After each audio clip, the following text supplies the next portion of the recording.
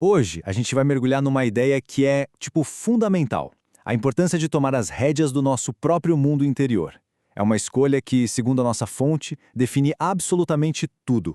Olha só o que a nossa fonte de hoje já joga na mesa logo de cara. A premissa é bem simples e direta. Ou você assume o comando da sua programação interna, ou, algo externo e inconsciente vai fazer isso por você. O jogo já começa com apostas bem altas.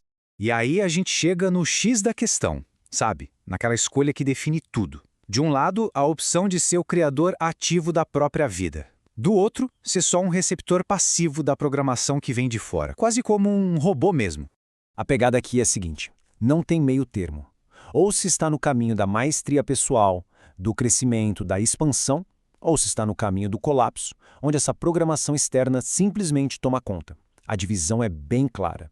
Beleza, mas e quando a gente não faz essa escolha de forma consciente, o que acontece? Aí que entra o tal do programa padrão. É aquele estado de viver no piloto automático, sabe? Sendo guiado por um monte de coisa que a gente nem se dá conta.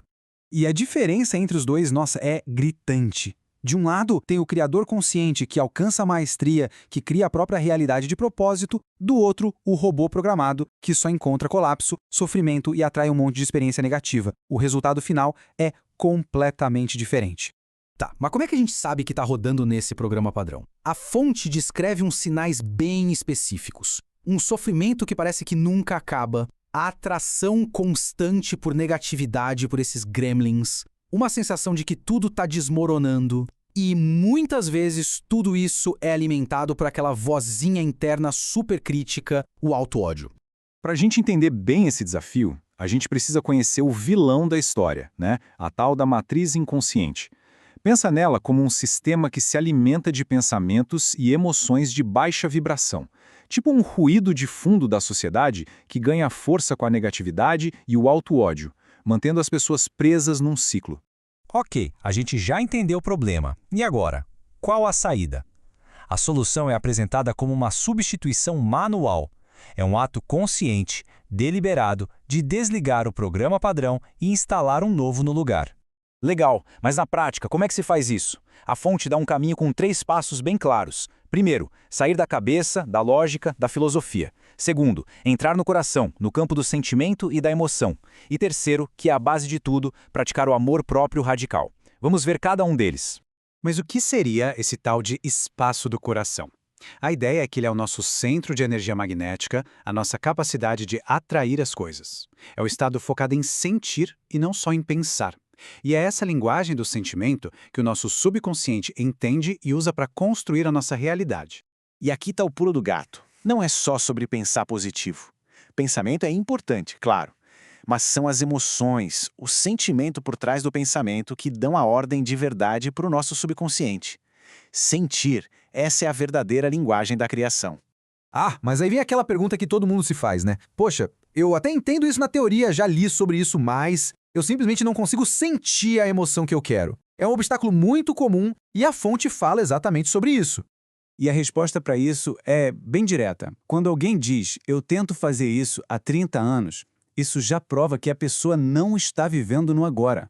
O problema não é uma incapacidade de sentir, e sim um apego à história do passado, à identidade de alguém que sempre tentou e nunca conseguiu. Certo. Então, qual é a chave que abre essa porta para o agora, para essa capacidade de sentir de verdade? A resposta é o amor próprio. Ele é tipo a chave mestra que destrava todo o processo. Sem ele, a motivação para mudar nem existe. A diferença é brutal. O amor próprio dá a energia e a vontade de treinar novos padrões.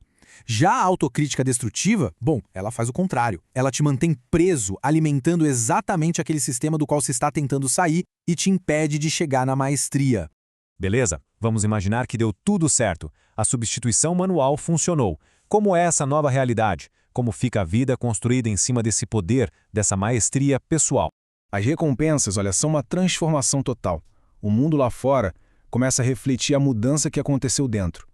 A pessoa entra no seu poder, treina a mente e o corpo para novas respostas e começa a viver a partir de um lugar de alegria, de amor. E o mais importante, ela se reivindica, ela toma posse da própria vida. E para fechar, a fonte deixa uma chamada para ação que é pura energia. É o convite final, sabe? Entusiasmado, para não deixar essa escolha para depois. É para entrar na maestria e se reivindicar agora mesmo. E para a gente encerrar de vez, fica aqui uma pergunta. Uma provocação, na verdade.